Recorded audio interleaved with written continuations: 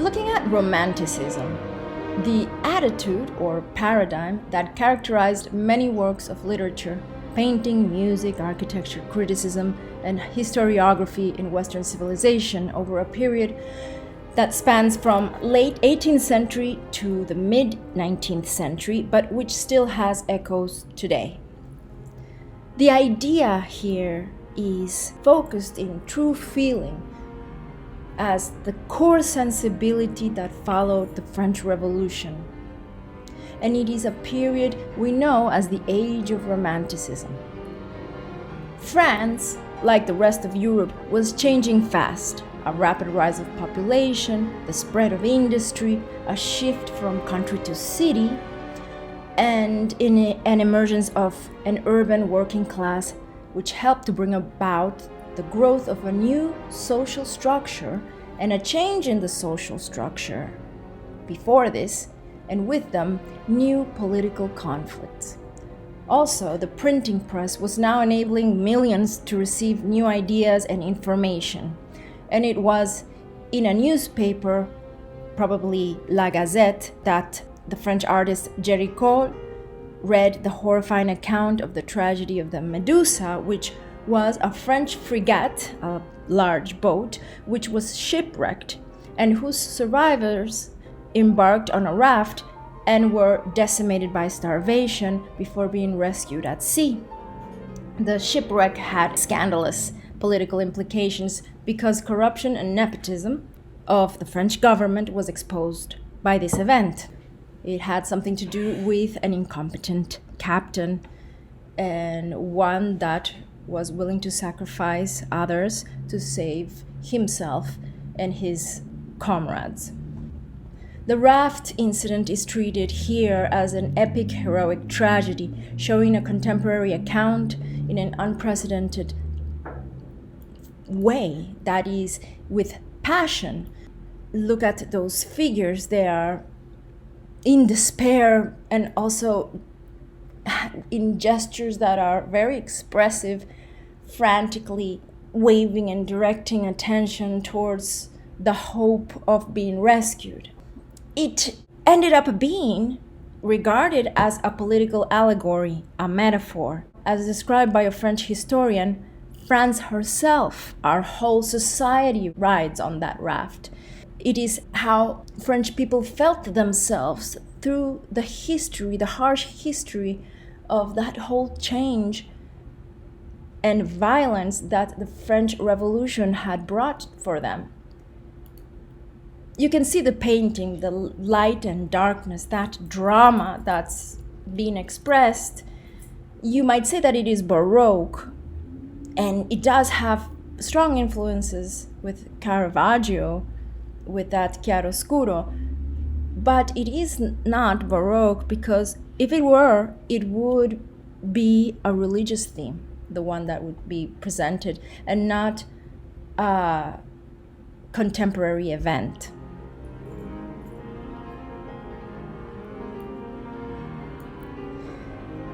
This work is called Liberty Leading the People, and it is a painting by Eugène Delacroix, another Romantic artist.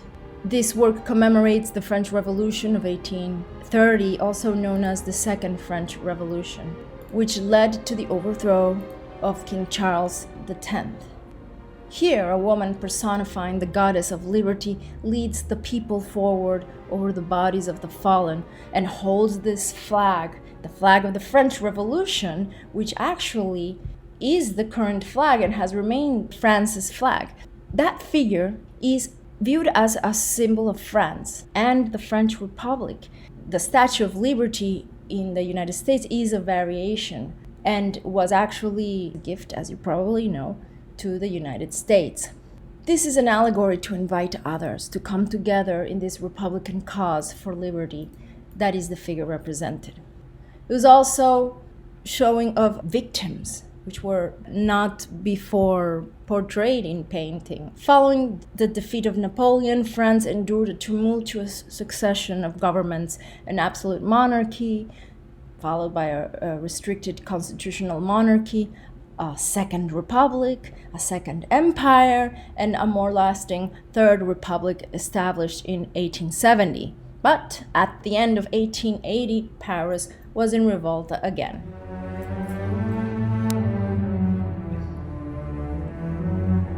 So Romanticism started as a liberalist and radicalist movement with progressive characteristics. But the movement had political repercussions. Progressive thinking gave way to some conservative views, which led to the growth of nationalism much later on, especially in Germany, which ironically brought Romanticism into decline. But how did nationalism result from Romanticism? Romanticism in Germany helped its people feel proud of their country. There was an element of cultural identity that Romanticism had. It inspired passionate beliefs and the idea of individual creativity that also involved political and social creativity. Romanticism became the material for the rhetoric of fascism. So romantic works created a nationalist identity through literature, music, and art, but also nationalism inspired those romantic works. So Romanticism can be seen as a rejection of the precepts of order, balance, rationality of classicism and neoclassicism, and to some extent a reaction against the Enlightenment, because its values had produced adverse effects, as many things do.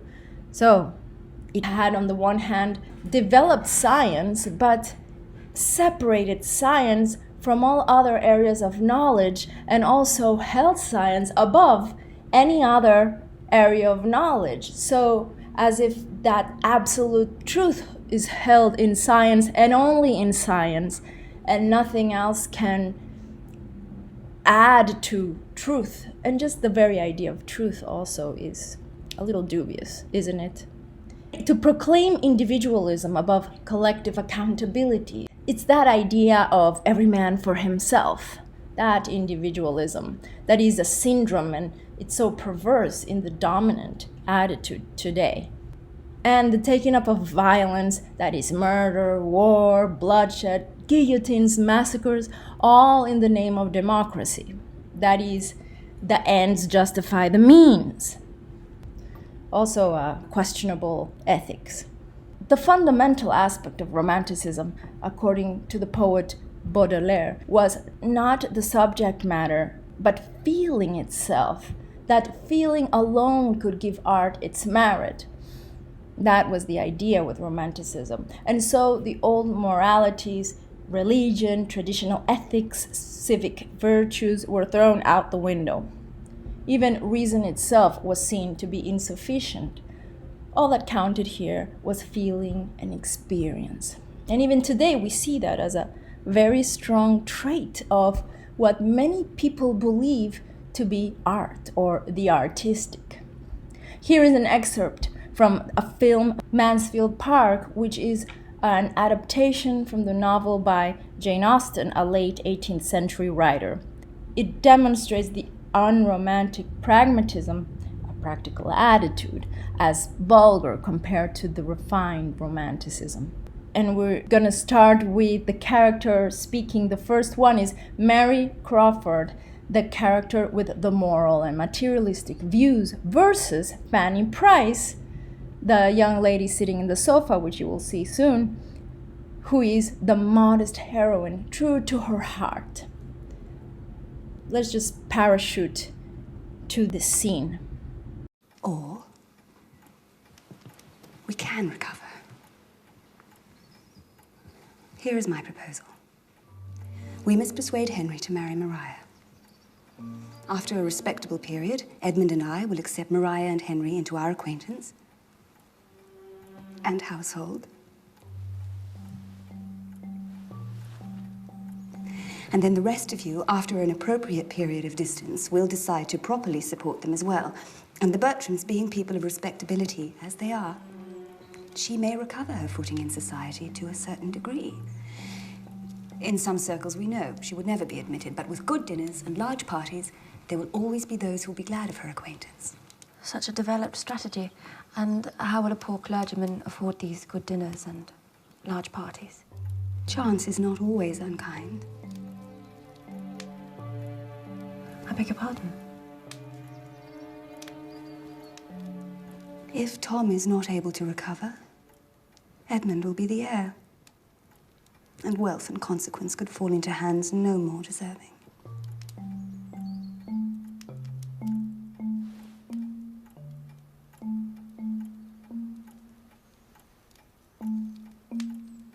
I understand you think I should not say such things. But one must prepare oneself for every eventuality.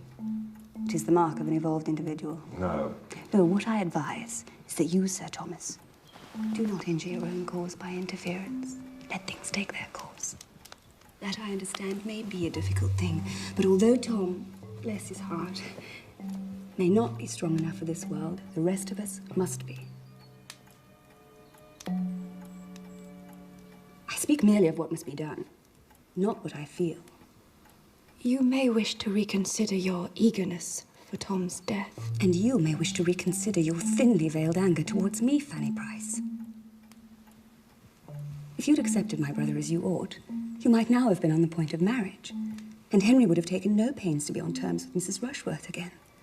It would have all ended in a regular standing flirtation in yearly meetings at Southerton and Everingham. It could all be construed as your fault.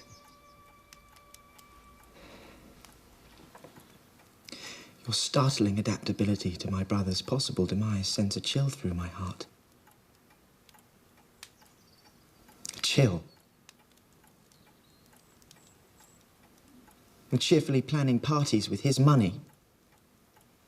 You shush my father like a dog at your table. You attack Fanny for following her own infallible internal guide about matters of the heart. All this has most grievously convinced me that the person I've been too apt to dwell on for many months past has been a creature of my own imagination. Not you, Miss Crawford. You are a stranger to me.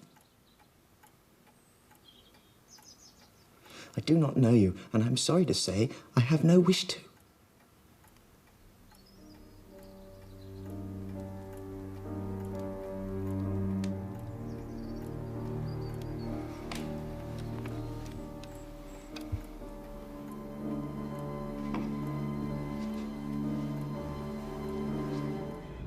An important figure in the history of art and the next genius artist after Velázquez in Spain was Francisco de Goya.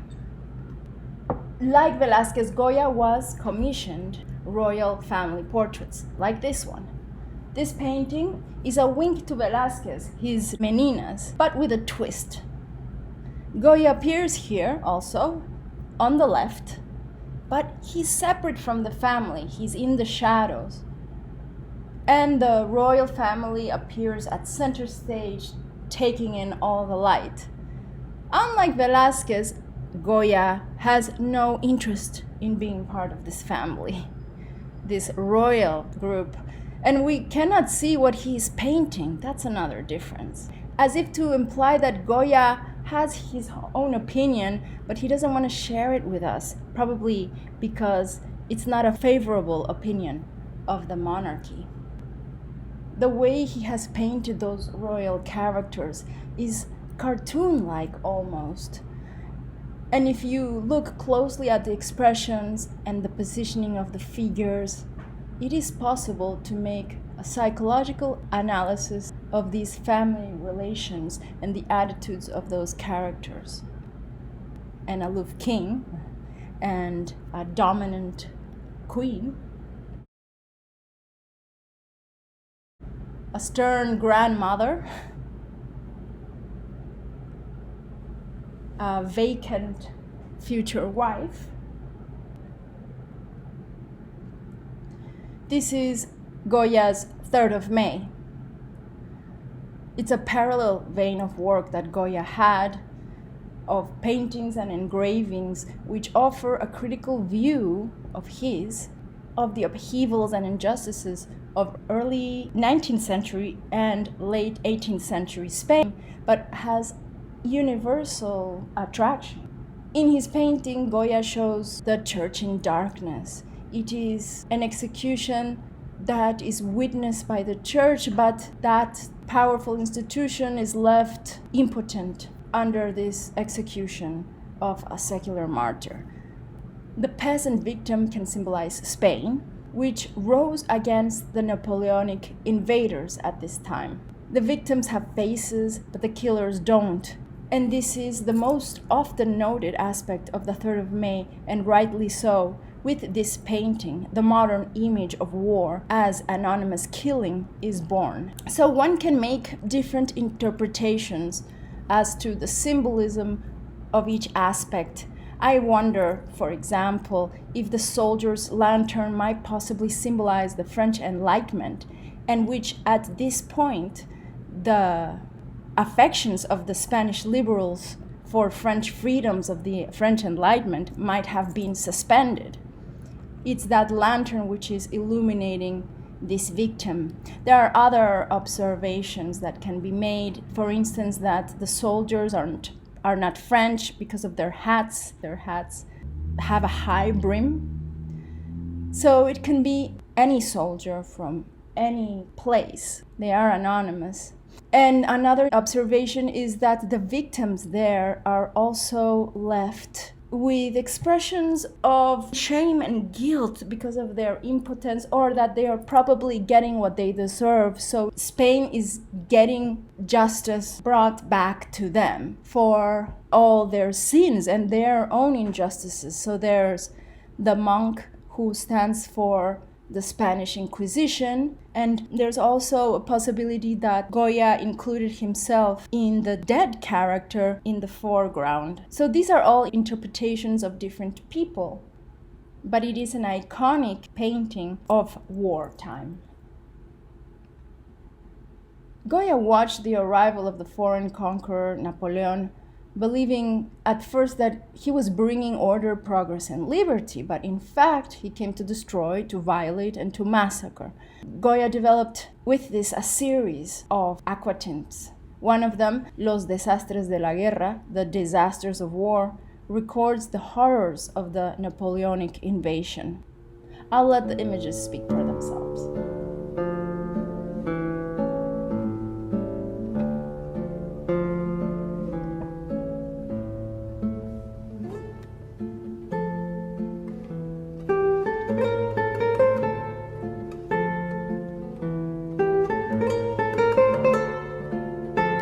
This print is part of a set of 80 prints called Los Caprichos.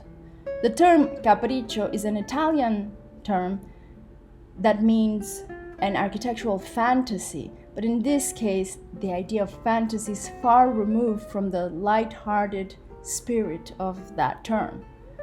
This series is Goya's acidic critique of the stupidity, dysfunctionality, perversion, prejudice, self-interest, and ignorance of 18th century Spain, and also a criticism to humanity in general.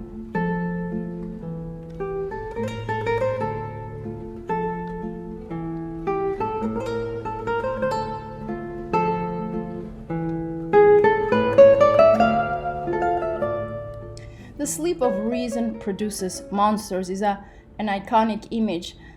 The full epigraph for this capriccio is, fantasy abandoned by reason produces impossible monsters. United with her, she is the mother of the arts and the origin of their marvels. Which implies the opposite then of decorative art, empty of content. So his critique towards the attitudes of people is also a critique towards that sort of art.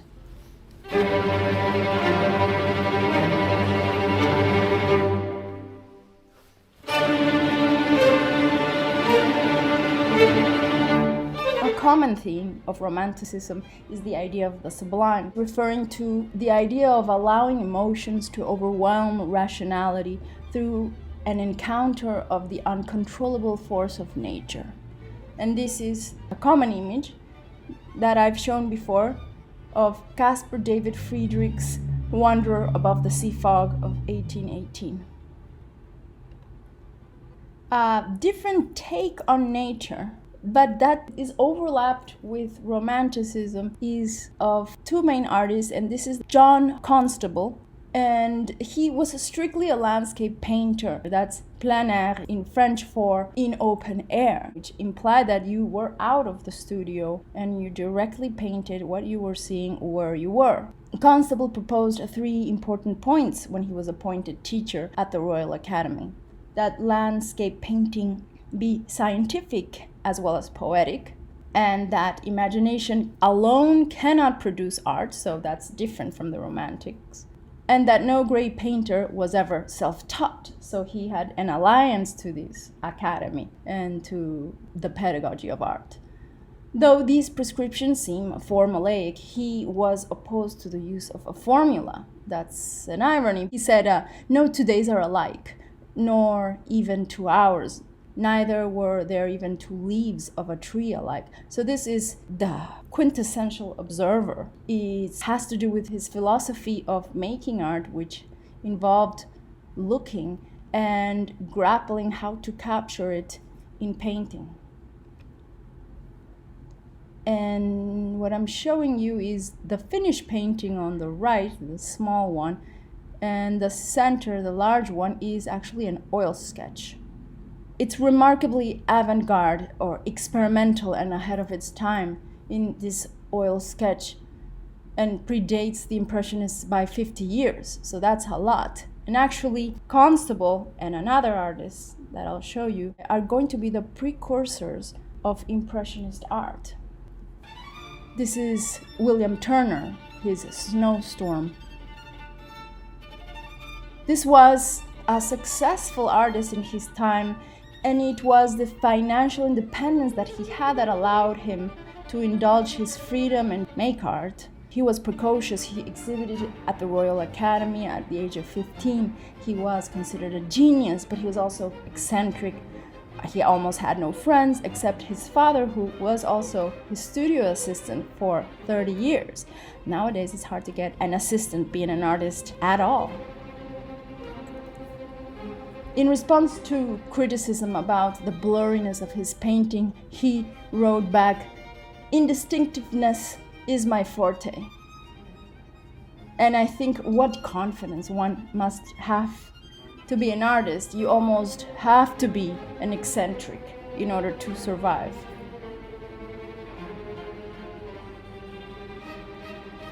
Turner elevated landscape painting to the level held by history painting, the one you see on the right. So today we talk about landscape painting, and it's commonly understood and it has a place. It's actually a standard in people's understanding of art.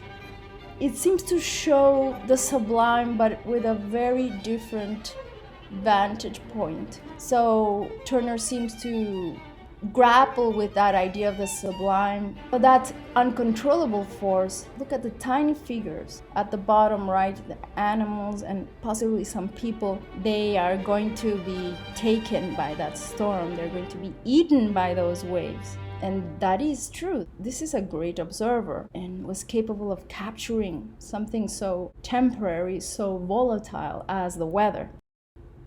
An American iteration of landscape and sublime and romanticism happened at the identical moment that Constable and Turner were painting was Thomas Cole. He was the founder of the Hudson River School, a brotherhood of artists working in landscape.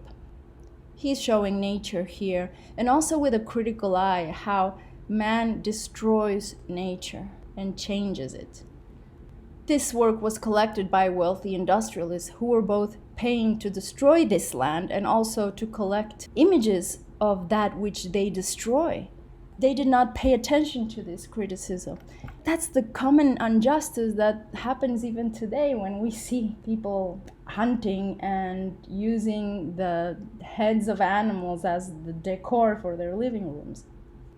The Course of Empire is a history lesson of Thomas Cole to the politicians of his own country, of the United States. It's a series of stages of the rise and fall of Rome. It shows this cyclical nature, civilization, ruin and return, and I've shown this for ancient Rome, there is one more image missing here. It is the savage state, where nature is still untouched by humans. That criticism and that warning to those in power that the fall comes after the rise. Back in France of the late 19th century, the Parisian art world was dominated by the Salon, a state-sponsored exhibition. Here, large-scale religious or historical subjects were preferred, showing the deeds of moralizing themes. Highly popular, too, were anecdotal paintings of everyday life and images of women presented in remote settings. Painters such as this Cabanel's Birth of Venus created a sensation at the Salon of 1863, which was known as the Salon of the Venuses, because several paintings of the goddess were exhibited. And it became a pretext just to show nudity through paintings. And that borderline between erotic art, pornography, was crossed. What about this decadent Birth of Venus of 1879, which was commissioned for the Paris Salon? Very different in content was the sort of artwork that emerged at the fringes. Works like this one, made by artist Gustave Courbet, starkly marks a different path from the romantic and from the academic work. Courbet came from the country, and he saw himself that way as coming from the backwoods. He was a notorious rebel against the establishment values in art of the academy and of the salon. Courbet called himself a realist, rejecting the idealized vision, the false rhetoric of academic art and of Romanticism. Courbet had come to realize that the romantic emphasis on feeling and imagination were not responding to the realities of his time. From his Realist Manifesto of 1851, Courbet states, "It was not my intention to attain the trivial goal of art for art's sake. No, I simply wanted to translate the customs, ideas, the appearance of my time according to my own estimation." But Courbet called this painting a history of a burial at Ornans. And by its size and title, he was claiming that the everyday customs of his own provincial society were as worthy a subject of serious historical art as any other. And very powerful the size of these paintings are. The modern landscape and modern people were now the raw material for a form of painting that had nothing to do with being pretty. His socialist views are filtered through his art, which in its choice of subject matter and style went against the grain of tradition. Courbet intended for his painting to be exhibited at the Salon, and it was clearly a shock for them, particularly in the political circumstances of 1850 when it was exhibited. In the elections of 1849, 1/3 of votes were against Napoleon's government. These radicals, Courbet included, seemed to threaten the social order. Courbet was an anarchist rooted in the idea of creating a classless society of free individuals. Individualism and realism were closely connected for Courbet because this is making up one's mind and being critical towards the status quo.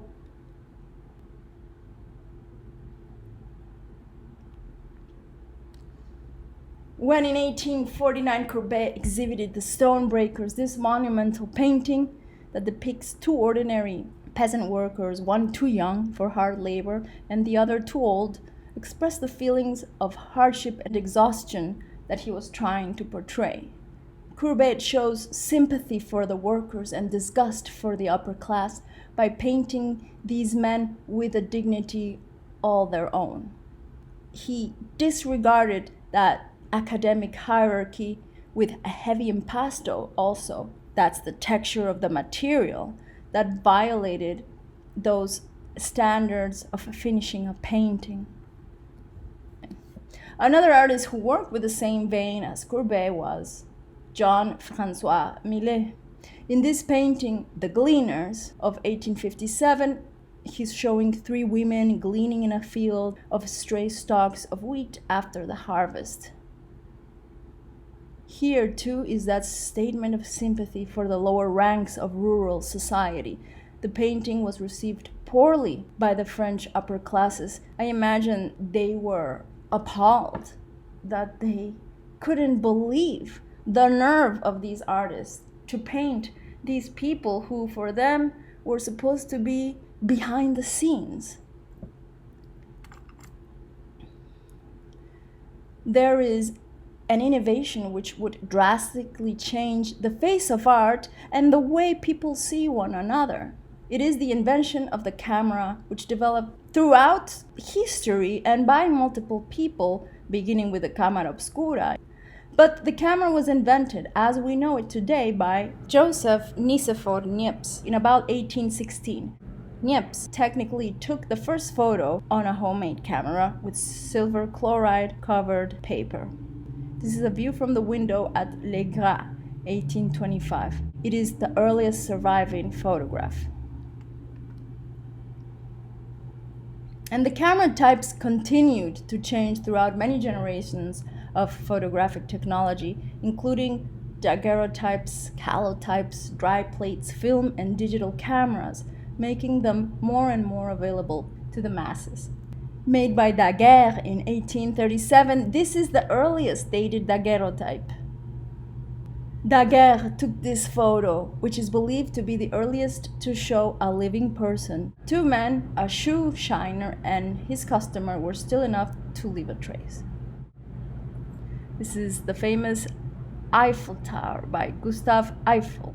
But these changes were part of a broad change in European societies. As I said earlier, the Industrial Revolution was bringing profound social changes to France. The city of Paris was being reconstructed. An elegant, impersonal, modern city was created. New classes emerged who exerted their right to enjoy themselves. Taking their cue from Courbet, artists began to render subjects from modern city life. They captured a city that was uncertain, anonymous, and alienating. Among the artists who frequented the Café Gerbois with Manet were Monet, Degas, and Renoir. They had discussions and planning amongst artists, writers, and art lovers here at this café. And this is a sketch by Manet made in 1869, a transfer lithograph. Manet, who was very rich because his dad was a banker, was one of the first 19th century artists to paint modern life. He had an unconventional way to paint, with the space and the background entirely flat. This is very different from the Impressionists. That black was not used by Impressionists. His images look cut out, and this allowed things to look like silhouettes and also for the edges to be in focus and very precise and in high contrast. This is the luncheon on the grass, a picture that shocked the public even more. When presented at the Salon, caused a major scandal for a couple of reasons. It was referencing historical art, this pastoral concert at the left by Giorgione. It's a 16th century artwork. What's going on in those two scenes is that there's nudity for women and the men are dressed on both paintings, except on the left it is more friendly because these women are meant to be muses of inspiration for the men who are musicians. And the women seem to be not noticing themselves nude in a carefree manner, while the nude on the right is clearly being naked and does not have that poetic expression of being a goddess or a muse. Another reference here is the Judgment of Paris. It's an engraving by Raimondi, also 16th century.